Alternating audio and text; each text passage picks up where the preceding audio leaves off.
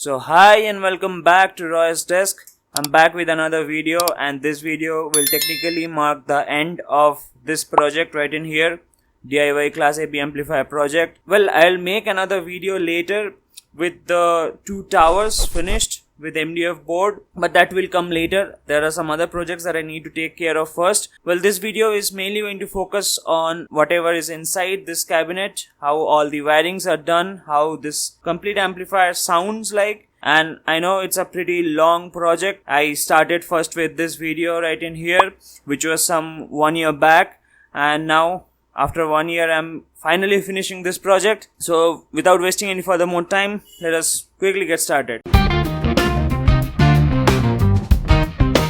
So that's our cabinet ready with all the holes for the components, and also I made the slots for the front and the back. So that's our front panel with all the knobs in here, 5 knobs, RCA jacks both the sides, 3.5mm both the sides, and our bypass switch, and that's the main amplifier controlling switch. And you have already seen the back panel in here. So let's start putting everything inside the cabinet, and then we will listen to the quality of the sound of this. So I'm back with all the connections done, and I know I'm really sorry that I did not record the full process of putting everything inside the box and making the connections, because as I said in my previous video, now I hardly get any time to work on the videos because of office work, and it's really hard to fix the camera in the place, then fix the lighting, then record the video while fitting everything inside the box. It's a pretty time consuming thing, so whenever I got time I worked on this and finally finished it, but did not record it. So again, sorry for it, but I'm gonna explain all the connections that I've made in here. But if you see, it is pretty heavy, and this is how the front looks like. 5 knobs, the bypass switch, the 3.5mm jack, the RCA jack, same this side also, and this is the main power jack, and that is how the back looks like. That's our AC power in, AC switch, fuse for the AC side. Then we have our jacks for these two amplifiers in here, and jacks for these two amplifiers in here. These are the fan outlets. So let's now talk about the connections that I have made in here. But before going into that, let me show you the mistakes that I have done and what you should always avoid while making connections for the amplifier. Okay, so talking about mistakes, the first thing is putting the preamplifiers close to the power transformer, which is a very bad idea. I don't know why I did that, but later when I thought of putting the full preamplifier setup this side and putting the rectifier setup here, it's already too late. I have made all the connections by then, but this you should always avoid.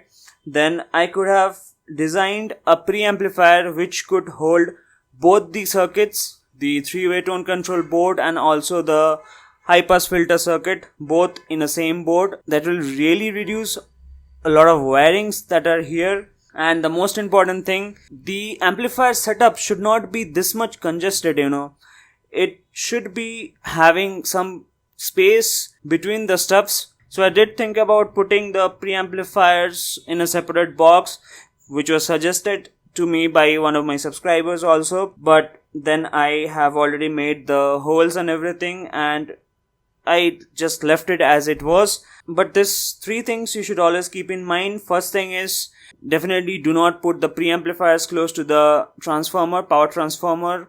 Second is, do as less wiring as possible. Design the circuits accordingly so that it can reduce the number of wires that are here. And next, most important thing, it should not be this much congested. So now let's talk about the connections. So the AC power comes in here through this wire. The earth connection is connected to the cabinet. Also, this is connected to our ground loop breaker circuit. This is basically one resistor whose one side is connected to the cabinet and another side is connected to the main power ground for all the circuit boards that are working. And the diode or the bridge rectifier in here is mainly for any unwanted situations happening. So the ground loop breaker circuit, if you do not understand the working of this, then do let me know in the comments. I will make a separate video on this. This is a very important component for amplifiers. This will really reduce any humming or hissing noise that are there in the tweeters or the woofers. Other end of the ground loop breaker circuit, which is this black wire in here, is connected to the rectifier board. I'll show you later. Then the line and neutral goes to the switch, fuse, and then it comes to our main power connector or 230 volts input to the transformer.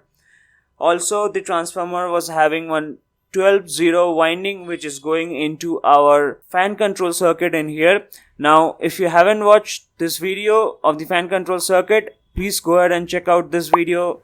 You will know a lot about hysteresis and all other stuffs that are working in conjunction for the circuit. Then we have the output of the fan control circuit connected to our fans through this wire, and also we can see here the TL networks of these two amplifiers. So these two are the two TL networks of these two amplifiers, which is again connected to our output terminals.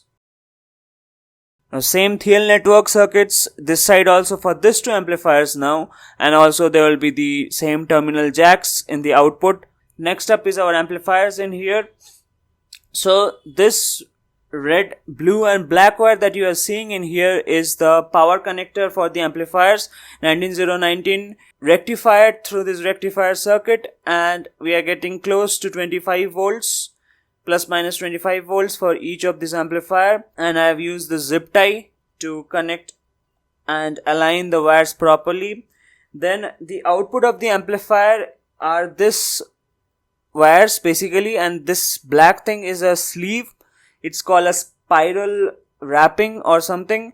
This is a 6 mm spiral wrapping, and I've wrapped it around so that I don't need to use a lot of zip ties. So same is happening for all the amplifiers in here. The output is basically this wrapped around wire which is going to our TL network. And if you have seen my previous videos, you will know that the ground of the output connectors, so this is the ground and this is the positive of the speaker. So the ground directly goes to a rectifier board rather than coming to our amplifier board in here. I have given the specific reasons in my previous videos. You have to check that video if you want to understand more on this. But yep, the black wire in here are all power grounds, and the power grounds are all coming into our rectifier board in here.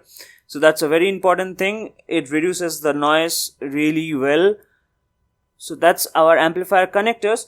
But I don't know if you can see or not, there are input to our amplifiers also for all the amplifiers. Now it's really hard to show you all the connections that are in here because of the congested wiring and all the mess that is happening in here. I won't say mess because I can identify the wires properly because I have done it, but for a person who is suppose trying to fix it, it's really hard to know which wire is what. And this is a rectifier board in here, so all of this are power grounds from different places, be it the amplifier, be it the amplifier output, and the preamp output ground is also coming to our rectifier board, and also the input to our amplifier board, that ground is also coming in here.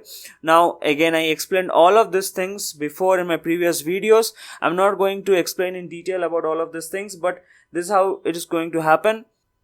I guess you can see it. That's our switch, main power switch, which is having the two windings for the 19 and 19, and the 0 is basically the ground which is going to the rectifier board. So those are connected into the switch. The output of the switch is again going to our rectifier board, which is these two red wires. The power to our preamplifiers is coming through, I don't know if you can see or not, but it's there, the 12012 regulated supply, and that power is coming through these two wires. This stack of wire is for all of the knobs in here, and this particular stack of wire is for the high pass filter knob or potentiometer, and in the front all of these wirings are for the bypass network. The bypass network, if you, again, I have explained in my previous videos. I will basically link the video in here. I think this is the video where you can find how the bypass circuit works. It is basically this circuit in here. So after the RCA jack, one of the input is going to one of the DP/DT switch, which is this switch in here. So this way it means that the preamplifiers are working and the output of the preamplifier is connected to the input of the amplifiers. And if you pull it down, basically this means that the RCA jacks are directly connected to the input of the amplifiers. The preamplifiers are not actually working. Same thing, both the sides. Now if I flip the switch one way, suppose this way, the preamplifier output will connect to our amplifier input. But if you flip the switch other way, the input will directly go to our amplifier input. I hope I'm not confusing you guys, but this is how it works.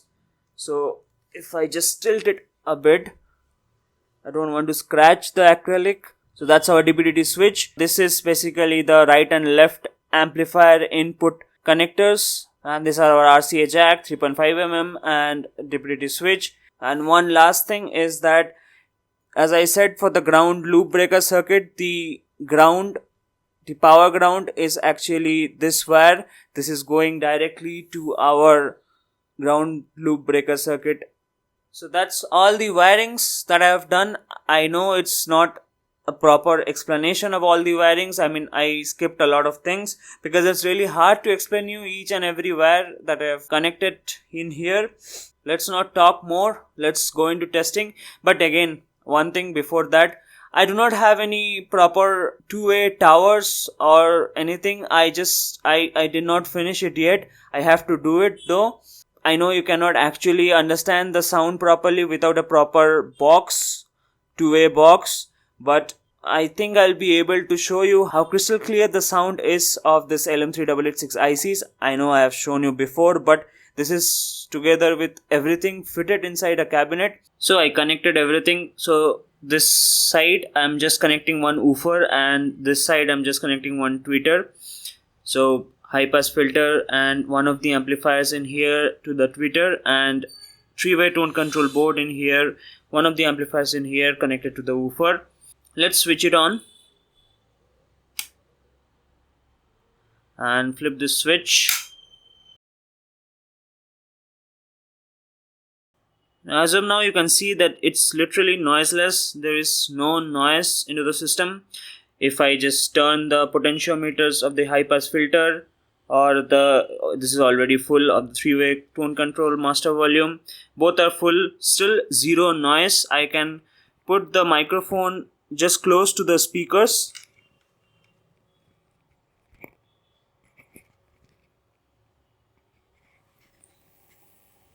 See, this is just noiseless, and also this. So it's a very good sign. Now let us probe the voltages. Okay, we are getting 50 volts, 50.2, and it's 25 volts plus minus. Preamplifier voltage is 24.32 volts. Let me connect the Bluetooth module, the gain preamplifier Bluetooth module that I have built earlier. I'll connect the RCA jacks to it. So now I have connected the Bluetooth module in here. I hope you can see it in the frame, and right away you can see that there is noise into the tweeters. I can show you holding the mic close to it.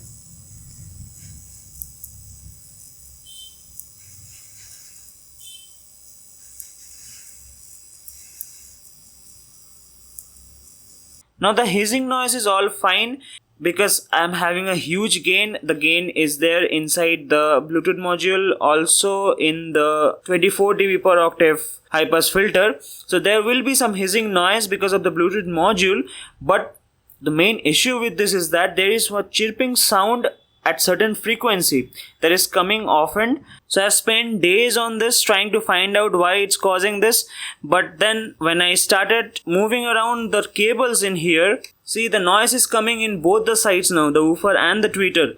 So somehow the system, the amplifier is picking up noise because of these cables in here.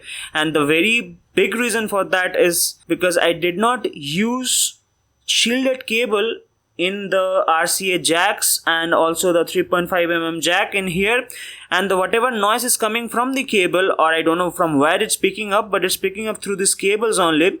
So that cable noise is going into the system and it's getting amplified. Only the high frequency issue is there. But I have seen if I shield these cables with the cabinet connection, this issue will go. So it's because of the cables mostly, not because of the amplifier system. I can prove this because now I'll connect this system with my phone through a 3.5mm jack and I will play something. You will see there is zero noise into the amplifier. So I've connected with my phone and I'm using this splitter, 3.5mm splitter, and connecting one of the end of the splitter to the three-way tone control side and another one to this high pass filter section side. And again, you can see no noise. I can play around with the knobs in here. No noise, literally. Let's play something.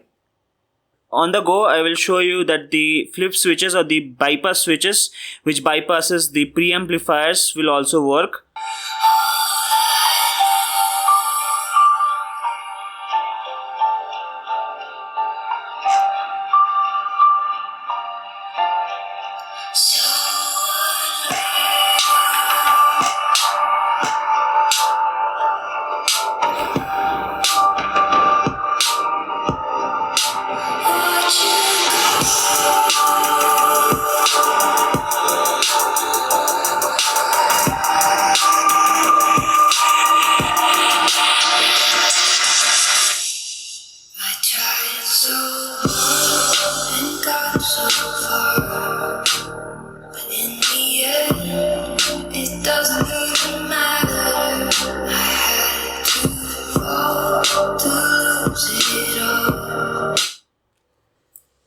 So I hope you can see how crystal clear the sound is. You will just fall in love with the sound.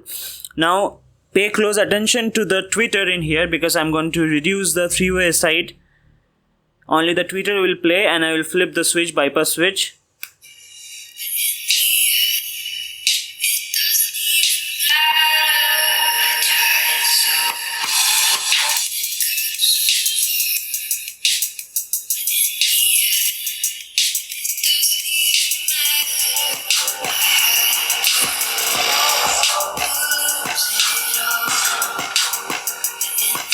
And I'm holding the woofer in my hand because this is floor where I'm recording and the magnet is hitting continuously on the floor and it's making this rattling noise.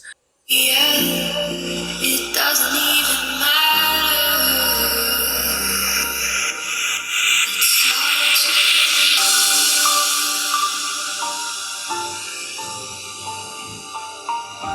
Let's play something else.